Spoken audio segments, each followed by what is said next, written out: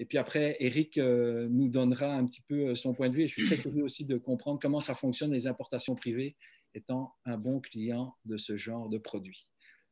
Luc, je te donne la parole.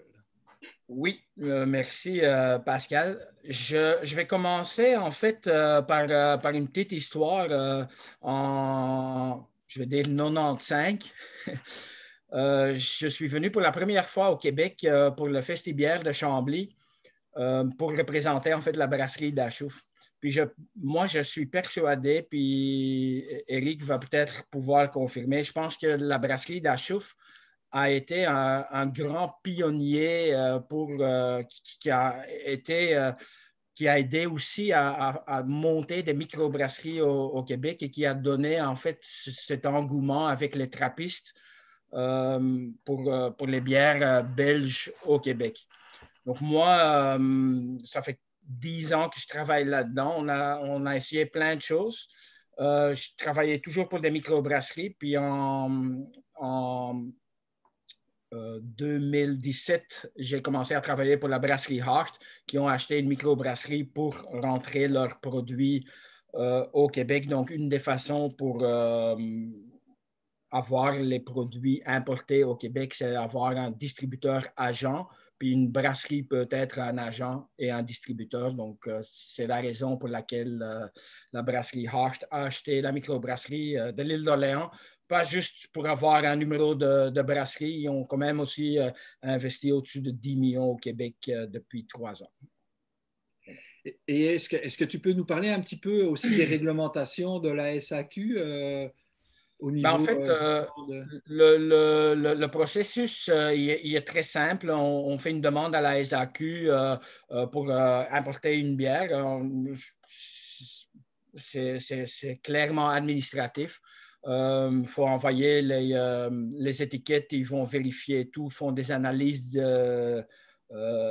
biochimiques sur le liquide qui est dans les bouteilles.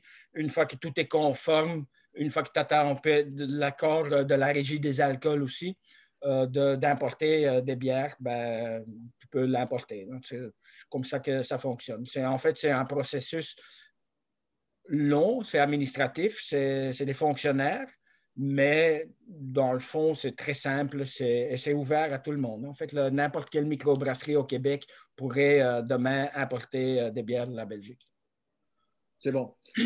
Je pense qu'on va passer à Eric parce que j'ai une question d'ailleurs qui passe et qui va t'intéresser, Eric. Puis on reviendra aussi, Luc, on va parler d'autres réglementations dont on parlait ensemble.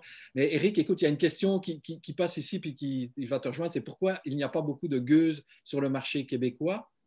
Il y en a beaucoup plus qu'il y a quelques années, en tout cas. Oui, oui, oui. Ben oui, ben dans les vagues, moi, que j'ai connues de bières belges, c'est sûr qu'il y a environ 10 ans, il y a les bières trappistes qui sont arrivées en tablette SAQ. Ça a été un gros choc un peu pour la communauté ici parce que surtout à l'époque, il y avait beaucoup de brasseries québécoises qui s'inspiraient des types de bières belges, donc qui faisaient vraiment des belles, des beaux produits. Puis là, donc, quand les trappistes sont arrivés sur les tablettes, là, on était très heureux de voir ça. Donc, les Rochefort, les chimées étaient déjà là un petit peu, mais Rochefort, Orval et tout. Donc, c'était agréable. Maintenant, ces temps-ci, depuis environ 3 ans, on voit une autre vague qui est celle des gueuses, justement, des gueuses lambiques en général. La raison pourquoi ça va lentement, c'est que les agences qui s'occupent de ça, dont moi, on est quand même assez nouveau dans ce réseau-là. Donc, le temps d'apprendre les processus administratifs, puis de voir, puis la SAQ, c'est une très grosse machine, donc beaucoup de bureaucratie. Puis, donc, ça. Mais juste pour l'anecdote, il y a eu des mises en disponibilité de gueuses lambiques dans les 3 dernières années sur le site Internet de la SAQ, donc saq.com. Puis, à chaque fois que ça a été mis en disponibilité, à l'heure où c'est mis en disponibilité, les serveurs de la SAQ plantent. Donc, ça, c'est systématique et ça fait rager les amateurs. Puis, tout part et tout. Donc, il y en a de plus en plus, puis ça se retrouve parmi les meilleurs vendeurs aussi de la SAQ. D'ailleurs, pour l'anecdote, Luc, tantôt tu parlais de la chouffe. La chouffe blonde est encore le meilleur vendeur des bières belges à la SAQ, là, et de loin. Ça double, c'est 2 fois plus haut que les autres d'après. Donc, je pense que tu as fait un bon travail pour la populariser. Alors, Eric, excuse-moi de te couper, mais ce que je me demandais aussi, c'est comment fonctionne donc une agence comme la vôtre d'importation privée et qu'on trouve des produits qu'on peut commander chez vous et d'autres produits qu'on trouve sur les tablettes. Oui, donc les grosses différences quand on parle d'importation privée, c'est que la plus grosse différence, c'est dans la commercialisation. Les importations privées, ils ne sont jamais publicisés sur les plateformes de la SAQ. Donc, même si en théorie, c'est la SAQ qui les fait venir, qui les met dans ses entrepôts, la SAQ ne les publicise pas du tout. Donc, il faut connaître l'agence pour savoir que ces produits-là existent au Québec. Donc, ça, c'est majeur. Puis ensuite, c'est vendu toujours à la caisse et seulement à des bars restaurateurs ou des particuliers, jamais à des magasins. Donc, ces bières-là ne se retrouveront jamais en succursale. Elles ne peuvent pas être dans des dépanneurs spécialisés. Si vous en voulez, vous achetez une caisse. Donc, c'est pour ça qu'on en voit beaucoup dans les bars-restaurants de spécialité, puis nulle part ailleurs, dans le fond. Puis sinon, les amateurs, eux, les gros amateurs vont nous acheter des caisses, pas de problème, mais monsieur, madame, tout le monde qui voudrait goûter une bouteille et tout, ça, c'est impossible. Donc, ça, c'est pour l'importation privée. Sinon, après ça, on parle aussi de vente en réseau SAQ. Là, à ce moment-là, c'est les succursales, bon, un réseau de 400 succursales, plus le site web pour la vente en ligne. À ce niveau-là, le travail de l'agent est plus difficile un peu. C'est que là, il faut convaincre la SAQ d'introduire un nouveau produit. Donc là, on se bat pour avoir de l'espace tablette, après ça, pour avoir l'attention des conseillers en vin aussi, le personnel de la SAQ qui ne connaissent pas la bière, ils ne savent pas ce que c'est une gueuse. Donc là, il faut aller partout, il faut expliquer, il faut faire déguster, il faut parler du produit, des producteurs. Donc, c'est un long travail qui est encore à faire. Et donc, je viens à la question, comment ça se fait que dans certaines SAQ, on trouve par exemple plus de telle ou telle bière d'importation? Par exemple, dans ma SAQ, depuis quelque temps, il y a beaucoup de gueuses et de criques. Peut-être qu'ils ont découvert que j'en achetais beaucoup, ou c'est un peu un hasard, ou c'est parce que vous avez fait du travail dans ce sens-là? C'est toutes ces réponses. Donc, il n'y a pas de hasard, en fait. Mais la SAQ calcule, jusqu'à tout récemment, là, ils sont en train de changer, mais jusqu'à tout récemment, c'est des pourcentages d'allocation. Donc, des succursales qui vendent bien vont avoir beaucoup de produits. Donc, vous voyez un peu le problème, c'est que c'est souvent les mêmes qui se retrouvaient avec les produits. Maintenant, il y a des petites façons de contourner ça. C'est justement de convaincre les équipes de gestion de commander des produits surplus un peu. Donc, la SAQ, une fois que tout est alloué, s'il y a des surplus, les autres succursales peuvent en commander. Le problème avec les gueuses, c'est que dans les premières années, il n'y a jamais eu de surplus. S'il y avait 300 caisses qui venaient, les succursales en commandaient pour 3000 caisses. Donc, il n'y a jamais eu aucun surplus. Donc, plein de succursales où il y avait des amateurs qui auraient pu les expliquer, ils n'en ont pas eu. Là, maintenant, on est en train de régler ce problème-là. Donc, justement, avec Bond, on a des stocks presque en permanence disponibles aux entrepôts. Donc, n'importe quelle succursale qui en voudrait serait capable d'en avoir en ce moment. Mais là, à ce moment-là, nous, notre travail, c'est d'aller convaincre les succursales que c'est un bon produit puis qu'il y a une énorme clientèle pour ça. Mais ça se fait graduellement, de plus en plus vite, mais ça se fait. Donc, ça se fait succursale par succursale. Ben oui, mais le mouvement de la bière de fermentation spontanée est quand même exponentiel aussi. Là. Il y a, le mot se passe, donc ce n'est pas juste notre travail, c'est tous les amateurs, c'est les autres agences aussi. Donc, le mot se passe. Là, puis même aussi dans la communauté québécoise, là, il se fait maintenant des bières de fermentation spontanée. Puis sinon, il y a les types de bières sûres qui sont de plus en plus populaires. Donc là, déjà, on est initié un peu à la famille de goût. Là, après ça, quand on se met à connaître les procédés, on se rend compte que, oups, dans les fermentations spontanées, il y a quelque chose. Donc ça se propage de façon exponentielle. Ouais. Je vais revenir un petit peu à Luc. Je veux juste. Attends, Pascal, je veux juste dire quelque chose. Comme ça, vous allez comprendre comment ça fonctionne ici un peu au Québec. Là. Eric, il parle de bières spontanées. Jusqu'il y a un an, je pense, ou un an et demi, là, une bière spontanée ici, ça n'existait pas. Ça ne pouvait même pas exister. C'était illégal de faire une bière spontanée. Comment ça s'appelle là, Oval? Non, l'ancien depuis Caribou. Francis, oui. Ah oui, C'est lui qui s'est battu pour avoir le droit, en fait, de faire des bières spontanées. Puis finalement, aujourd'hui, il a le droit de les faire. C'est ça. Alors, écoute, en fait, je voulais te poser aussi une question, Luc, parce que Eric disait que ces produits étaient dans les entrepôts de la SAQ. Est-ce que vos bières aussi passent par les entrepôts de la SAQ? Oui, puis je vais répondre à une question qui a été posée au niveau du permis d'importateur. Oui. Là. Donc, il n'y a pas de permis d'importateur. Nous, on n'est pas importateur. Eric n'est pas importateur. Moi, je suis agent distributeur, puis Eric, il est agent distributeur. Non, pas distributeur, parce que la distribution est faite par la SAQ, c'est ça? Agent de Nous, on fait représentation. notre propre distribution avec des distributeurs ou nous-mêmes. Mais au Québec, il y a juste un importateur d'alcool. C'est la SAQ.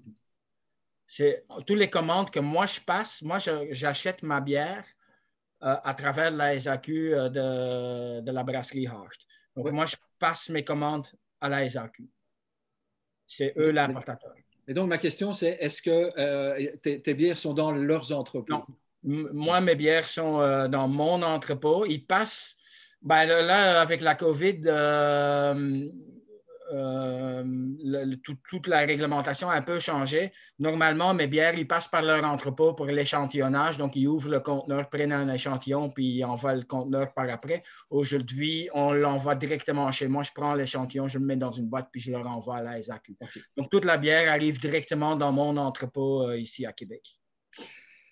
Très intéressant tout ça. Alors, il y a une question concernant la pandémie et puis les fermetures des bars, etc. Est-ce que ça vous a fait des surplus ou au contraire, ça vous a aidé parce que les gens en ont plus consommé chez eux? Est-ce qu'un des deux veut répondre?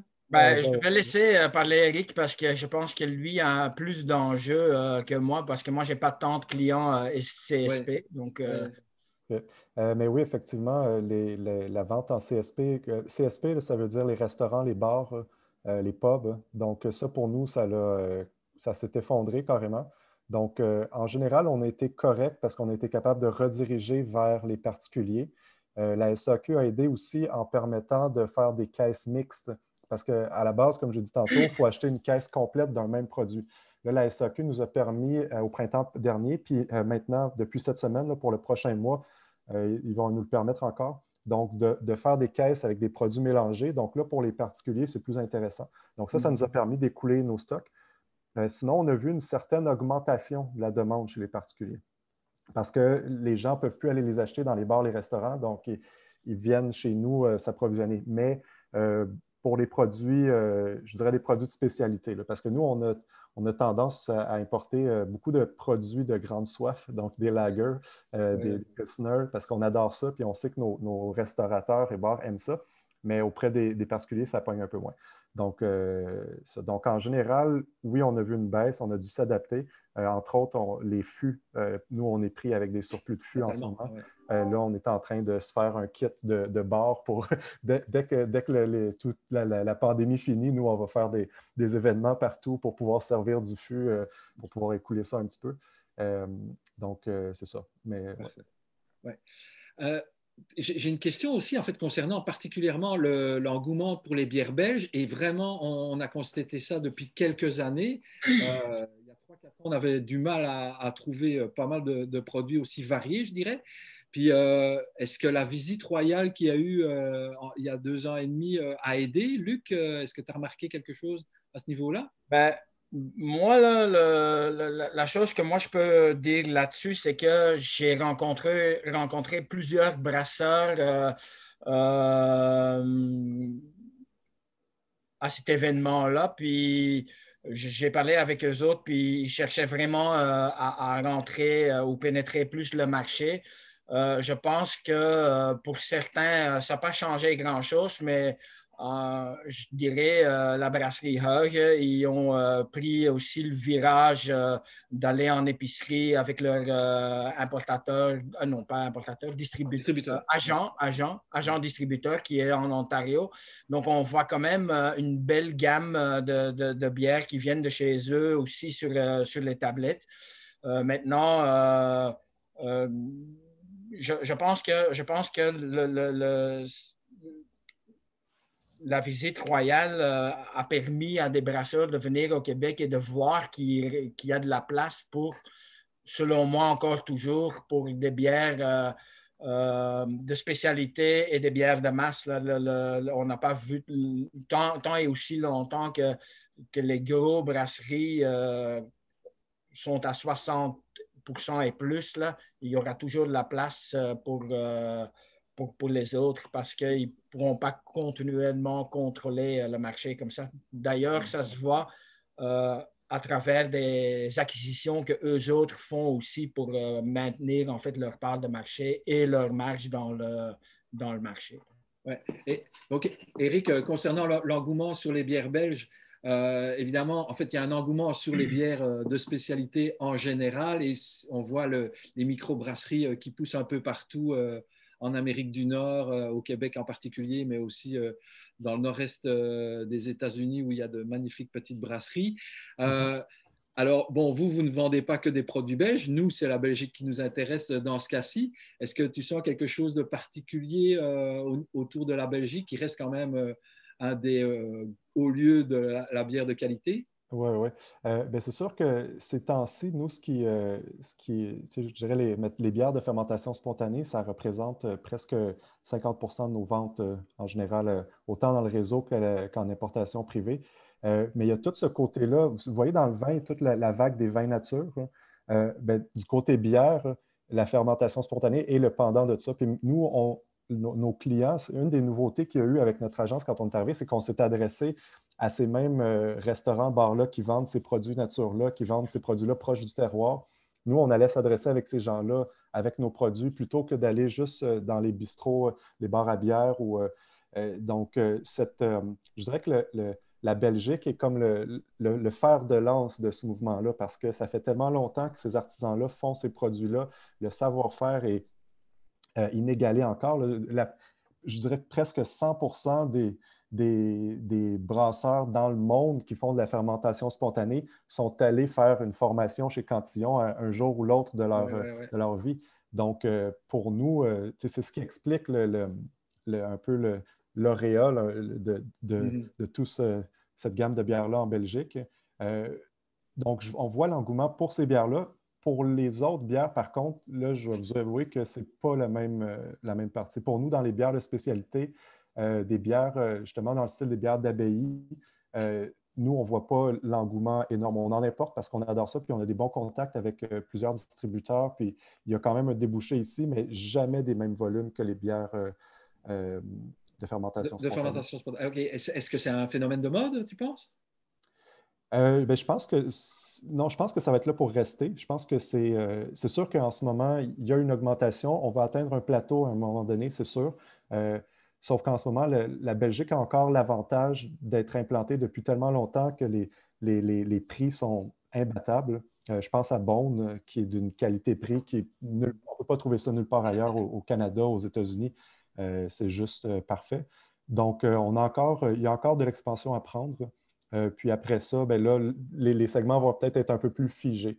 Mais c'est comme, quand les IPA ont commencé à s'accaparer des parts de marché. Donc au début, c'est parce qu'il n'y en avait pas. Ça faisait des années que les amateurs voyaient ces bières-là sur d'autres marchés. Quand c'est arrivé au Québec, ils se sont rués là-dessus, puis il y a encore de l'augmentation là. À un moment donné, ça va se fixer dans le temps, ça va se figer.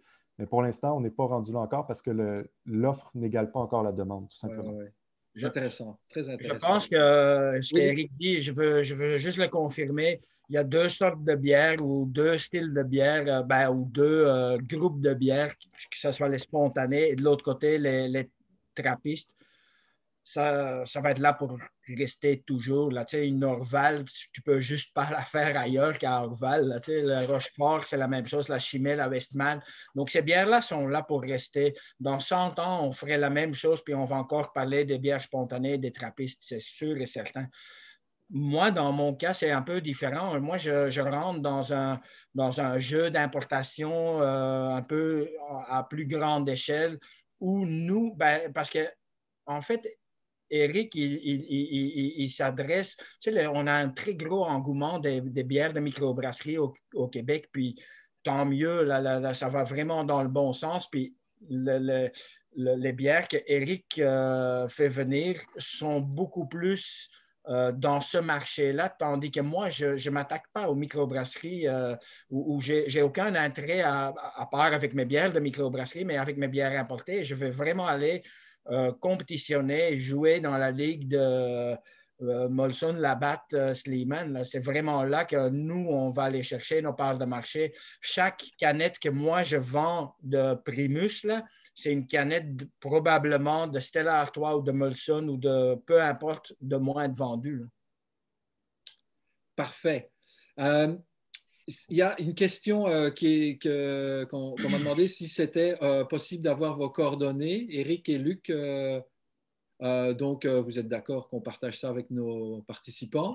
Je suis sûr que vous allez avoir des commandes et des gens qui vont vous poser des questions bien curieuses. Donc, pour répondre à Madame Smithman, vous allez recevoir ça et tout le monde va recevoir ses coordonnées. Aussi, on a enregistré la présentation d'aujourd'hui. Alors, ça va être disponible sur le web. Vous la verrez sur notre site web et sur notre Facebook, etc. Peut-être en guise de conclusion, puisqu'il est déjà presque midi, mais je voudrais d'abord savoir s'il y a des gens qui ont des questions. N'oubliez pas de les écrire sur notre chat et puis je vais les partager avec Éric et Luc. Est-ce que vous auriez quelque chose à rajouter à propos de l'import-export de bière belge au Québec? Par rapport à ça, peut-être deux, trois petits trucs que saviez-vous que? Hein? Saviez-vous que, oui. Si vous faites un petit party familial, là, mettons un petit 20 personnes, un barbecue dans le jardin, ça vous prend un permis d'alcool. Ah, très bon point. Explique-nous un petit peu ça, les histoires de permis, si tu peux faire ça. Ben, c'est encore, là, c'est très long et ça peut, mais en principe, et en fait, le permis de réunion, là, il est facile à obtenir aussi pour une fête familiale. Tu mets juste fête familiale, puis tu vas l'avoir, ton permis de réunion. Mais en principe, toute organisation que vous faites là et qu'il y a de l'alcool, il faut demander un permis d'alcool. Quelque part, ils essayent de évoluer, de rendre ça un peu plus facile. Maintenant, on a comme ce qu'ils appellent le permis, je sais pas, on a juste un permis, mais ça cumule tous les permis Tous qu'on les a en événements. juste un montant. Avant, on payait pour chaque espace dans notre restaurant. S'il y avait une marge plus haut, c'est un autre permis parce que c'est une autre section. Puis ça devenait très, très compliqué. Nous, par exemple, au Belga, je pense qu'on a fait de la demande pour 5 ou 6 permis juste pour un restaurant. Puis je pense qu'à l'époque, le brouhaha, ça devrait être quelque chose aussi parce qu'il y avait plusieurs salles aussi. Donc, oui. Donc, l'histoire des permis, là, c'est là pour rester, à mon avis aussi, dans une forme plus simple. Mais il ne faut pas oublier qu'ici, l'alcool, c'est très important pour le Québec et pour le Canada. Les taxes d'assises que nous, on paye sur les bières importées sont épouvantables. C'est vraiment très élevé. Quand on regarde le prix à la SAQ, je peux te garantir, il y a une bonne partie, c'est des taxes d'assises. Moi, je paye plus ou moins taxes d'assises, taxes spécifiques, $1 le litre de bière. Mais tout ça, ça nous revient. Là. Oui, c'est une taxe. Si on ne la taxe pas sur l'alcool, ils vont la taxer ailleurs parce que c'est un revenu. Donc, c'est pour ça que toute cette loi sur l'alcool est complexe parce qu'il faut qu'ils protègent en fait le budget avec ça. Tu sais. C'est ça. Là, en fait, on pourrait faire un webinaire sur l'historique de l'alcool au Québec et d'où ça vient et comment ça se fait qu'il y a tant de réglementations et comment ça se fait que la SAQ a autant de place et de pouvoir. Ce n'est pas le propos d'aujourd'hui. Éric, oui? Oui, ben, je vois une question. On demande s'il va y avoir une SAQ bière comme à l'époque il y avait à Montréal. Là. Pour répondre à cette question-là, la SAQ, on ne sait jamais où ils s'en vont, premièrement, mais il y a quand même une ligne directrice. En ce moment, ils veulent aller vers beaucoup la vente en ligne. Donc, ça se pourrait, on nous parle depuis plus d'un an et demi que les importations peut-être privées pourraient peut-être un jour être disponibles sur le site de SAQ.com en vente à l'unité. Donc, ça, nous, personnellement, on attend ça avec impatience. Si un jour ça arrive, ça va complètement changer notre dynamique. Parce que juste pour vous dire, un produit, moi, que je vends en importation privée, si je réussis à le rentrer juste dans le réseau SAQ, vente sur les tablettes, pour moi, le volume, ça décuple. Donc, c'est environ 10 fois plus de volume. Mais si je réussis à l'envoyer sur un site web SAQ.com pour vente à l'unité, déjà, ça va faire générer beaucoup plus de volume, puis la diversité va exploser pour les consommateurs ici au Québec, là. Donc, on attend ça peut-être pour l'été prochain, mais ça se pourrait que ça prenne encore 1 ou 2 ans avec la SAQ, on ne sait jamais. Je pense en tout cas qu'on peut fédérer les énergies belges pour continuer de faire la promotion des bonnes bières belges au Québec. Le Cercle d'affaires Belgique-Québec organise en temps normal différents événements de socialisation et de réseautage et on fera certainement un de ces jours, quand ce sera possible, une dégustation. Oui, je veux vite réagir sur le dernier commentaire aussi. Oui, le gouvernement et dans ce cas-ci la RACJ, puis aussi la SAQ, ils nous ont aidés avec un rabais dans tous nos permis. Je trouvais ça un peu spécial pour les restaurants, je le comprends, mais les brasseries ont continué à fonctionner et pas mal. Je pense que ça va être si cette année-ci n'est pas une année record pour les microbrasseries au Québec, ça ne le sera plus jamais. Donc, je ne voyais pas vraiment le besoin d'une aide pour les microbrasseries parce qu'ils ont quand même bien vendu, puis ils ont surfé sur une vague de Legault avec son panier bleu. Et puis, tu sais, moi, j'avais 3500 suiveurs Facebook en début de l'année. Je suis rendu à 4500, puis on est fermé depuis 1 an. Tu sais. Donc, tu sais, il y a quelque chose qui s'est passé. En fait, je pense que le gouvernement, ils ont très fort poussé sur le local. Puis, ils ont aidé quand même l'industrie, puis par la bande, là, ça va amener encore plus de connaissances parce que ce que Eric vend, ça va passer par la connaissance. Il y a des curieux, des épicurieux, mais tu sais, le monde, c'est parce que c'est pas la première bière que tu vas boire, c'est une gueuse. Là. Moi, je le conseillerais parce qu'une fois que tu en bu une, tu vas en acheter encore. Merci. Mais c'est vrai, c'est vraiment, c'est acide, mais tu peux avoir des cidres de pommes acides aussi, puis tu sais, des vins un peu plus acidulés, puis une gueuse, là, c'est juste parfait. Donc, voilà. Parfait. Et je pense qu'on a bien d'autres sujets de conversation autour de ce sujet qui nous rassemble tous. Il est midi et puis on essaye de garder ça court. Je voudrais vous remercier, Eric et Luc, de votre participation et de tous les produits que vous rendez disponibles. Je voudrais dire à tous les participants que le Cercle d'affaires Belgique-Québec continue d'essayer d'organiser des événements pour vous intéresser. Alors, si vous avez des sujets, n'hésitez pas à les partager. Vous pouvez nous suivre sur le site web, sur Facebook, sur LinkedIn. Et puis, je vous dis à bientôt parce qu'il est déjà donc midi, c'est l'heure d'aller manger. Et vous pouvez aussi devenir membre Oui, en m'envoyant un courriel, Frédéric Lissoir, ou bien en nous contactant sur nos médias sociaux également. Ça nous fera plaisir de vous trouver, de vous envoyer les liens pour devenir membre. Merci beaucoup et on vous envoie les coordonnées de nos 2 conférenciers. À bientôt. Merci.